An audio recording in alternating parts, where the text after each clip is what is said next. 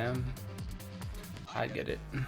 Alright, we got Lijiang. This is pretty exciting because I don't think we've seen a lot of Lijiang actually throughout this tournament. It's mostly been Oasis, I feel, and Ilios actually. I don't even know if have we even seen Korean Nepal? I feel like I haven't seen Nepal in so long either, but whatever, I'm down with Lijiang, I guess. Are these comps real? Probably not. I doubt they go mid with Hanzo. LW Blue's comp is okay. I mean, they're all in on Nanohana's Pharah, but his Pharah kind of pounds, so I'm not against it. Why is this video buffering? Come on. Come on, man. Very difficult for them to win this best of 5, considering that it would be dropping their strongest map type. I would agree. Test against LW Blues for a lot of these control maps. Right, again, I don't know why it buffered. And they play Zenyatta, which is great. I mean, I didn't reset the recording, but I don't really care. We'll try this one more time. If it freezes, we'll figure it out. LW Blue. Time to go to Lijiang Tower and find out.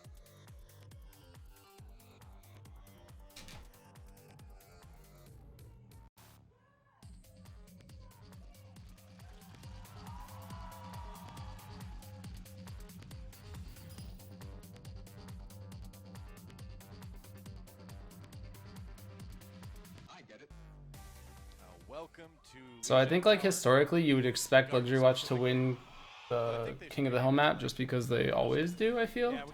Like even when they matched up against Lunatic High in like regular groups, I think they won this. But that was on Oasis. It's also more Pagoda than Garden here. Maybe we should just call it I like the Winston Diva. Well, I guess Winston Diva is okay. I think that they know that they're going to run the Pharah though. So now it's Pharah Mercy versus Winston Diva, which is kind of different. Sabiolbe versus Stitch is probably the matchup to watch for this series though. Because Tracer v Tracer is actually pretty impactful when it comes to King of the Hill. But Winston versus Winston, whatever. Kaiser Janus is a pretty good matchup. But Stitch and Haxel versus Flower is actually really hype as a combo. So they have to pretty much like keep Stitch down. This is really just all about Stitch. Really smart there to get the health pack. Sabiolbe does ditches. And they don't get the Ana and they wipe. So Kaiser killed Gambler. I don't know what Miko fell off the map, I guess. Stitch killed Nanohana, but that was like the worst POV to watch, so I'm not really sure what happened, but it looked like they just dove over the bridge and got all the kills. They had more HP, so if they went in, it was probably going to work anyway. Because the Diva factor is actually pretty big. So neither team running Zarya, which is now putting LW Blue in a rough spot because they have to retake without a Zarya, and they have a McCree. As long as Stitch doesn't get caught out, they should be okay, but playing McCree into a good Diva is really hard. Like you see right there, they just plus forward him. Nothing they can do about it. Axel kills Luna. Really well played from them there. I like that they just pressed in. They don't have to back up. I mean, there's no reason to give them ground. They have better heroes for engaging, and they just engage. So that was cool. Sabiolbe kills the mech suit, almost kills Kaiser. Really big that Kaiser doesn't die there. Because he's going to give Luna, not Luna, he's going to give Cox more ult, Runner more ult. Sound barrier is actually really swayed in Runaway's favor. This is a really hard push for Luxury Watch, actually. They don't have any heroes that can really delay this. And I like that... What? What was that range? The game glitch? That was so weird. I like that they're taking the initiative here though on Runaway. They're just like, okay, they're trying to push, let's just shove them back. And then they wind up getting all these really late staggered kills too. Like, if they kill... No, he's going to back out. I was going to say, if they killed Flower there, that would have been really big. Oh, he blinked into it? That was weird. Awkward. So Gambler's still only at 50%. Like, they're actually just shutting down Gambler so hard, and it's, like, you can tell, like, Gambler hasn't even sound barriered yet. He just has 50%. Runner has his right now, so they can just pop sound barrier on Runner. They don't really have to worry about anything. I mean, unless Sabiolbe hits like a crazy pulse bomb, I guess. But Cox is one of the better Anas, I think, at dealing with tracers. His aim's really good. So there's the sound barrier. Gambler still doesn't have it yet. Miko kills Runner. That's a big deal. Yeah, this is Luxury Watch's fight. I don't know. They didn't really... I think they should have just used that sound barrier way faster and just engaged. They had like a huge advantage. Now they have a massive disadvantage because now they're in kind of the same spot that they put Luxury Watch in. The Luxury Watch is going to cap this without using either support ult, which is a huge deal because Runaway just used sound barrier. Why would I know what sensitivity Cox is playing? Why would I have any idea? Broke back chat. Yeah, Luxury Watch. I guess they're gonna wait for Haxel Nano Blade. They'll probably get 2, maybe 3 off before the round ends. So I can just play around that, I guess. Put the game on Haxel.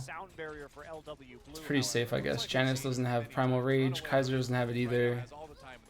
Pulse Bomb will probably know though, or Pulse Bomb will be a big deal here. But yeah, Runaway doesn't really have to do anything. They just have to wait until this next fight. That's a huge Pulse Bomb if he gets it, actually. Yeah, that's huge. They should probably pop Nano Blade here now. Yeah, because there's no Ana. That was a huge Pulse Bomb, actually. If Stitch didn't make that, I think that they just wipe and they back out. But since he hits it, he gives them a massive, like, way into the game. And that should be it. Yeah, Stitch made a big play there. What's up, Duck Tamer? At the start of that fight, LW Blue received the nano boost onto their Winston, but they actually didn't pick up any kills with it, despite the fact that everybody from Runaway was in that small room at the other end of the bridge. I mean, the timing was perfect, I think. It was just really unfortunate that they got that kill. Like, Stitch went for that Pulse Bomb, hits it. If he misses, they probably don't win that as cleanly. I don't even know if they go for the engage, but once the Ana's down, they just drop everything and it works. But that's Overwatch right there. Kill the Ana, pop the ults, win the game. If they're not going to be able to deal with that with a Pharah, whether it was the Diva that threw them off or not, and then Flowers quick swapping onto McCree, and then onto the Genji. I think the compositions really were in Runaway's favor though at the beginning.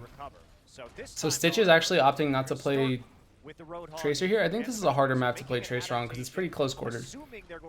And Flower's already on the McCree, so it's probably fine. I do like Runaway's comp better though here because they are running the Hog Zarya as opposed to no Zarya. I think Zarya is just really good on this map.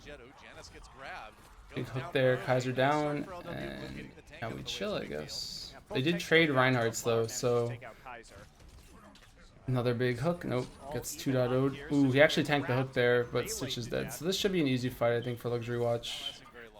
Unless Haxel goes off. Taking the fight to Nanohana, actually. A huge play there that he gets that kill. He's like just making a lot of space right now.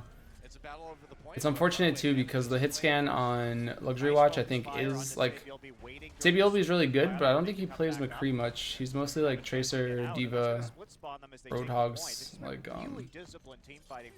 I think Runaway has more hero depth. Like Stitch can go hit scan, and Bumper Zarya is really good too, and they have more diversity in their hero selection. Noon coming in for the Dragon Blade. Huge play from Haxel there. The bubble was late too. He could have gotten that kill. That was ridiculously close. Yeah, Haxel's nuts, I think, now. By Haxel. Great target selection there, a hair before he was going to get taken out. And Runaway continues to be disciplined with their ultimates. Yeah, they used 2 ults right there, but guess what? Yeah, I'm surprised Luxury Watch isn't running the Genji. I think Nanohana would have been better off just playing Genji and let Sabiolbi or Miko play the McCree if they felt like they needed it. McCree's really hard to run though. Like they could have gotten that kill before, but that's a big hook. Sound barrier comes out from Runaway, I guess, to extend this fight. Stitch just needs to get Graviton at some point. It's already 60%, so there's roughly like 45, 60, I think it's like 50 seconds or 45 seconds or something before the point turns again. So if they can get this Graviton, even if they lose this fight, they should just be fine because they can just Graviton the next round. Decent Shatter. I don't know if he needed it. Bad Graviton from Stitch, though. I don't know why he went for that. I guess it was at the same time as the Shatter, so he didn't know what was going on, but they wasted that Grav, and that's pretty big. He's probably going to switch off now, I would assume, Ghost Tracer? No, he's going to stay Zarya? Interesting. I guess if they nano boost him next, but they're probably never going to not nano boost Haxel, because Haxel's just good. But yeah, Luxury Watch's heroes aren't really that good, I think. Like, the McCree's super liability status, I think. Big ult from Shatter, or from Kaiser.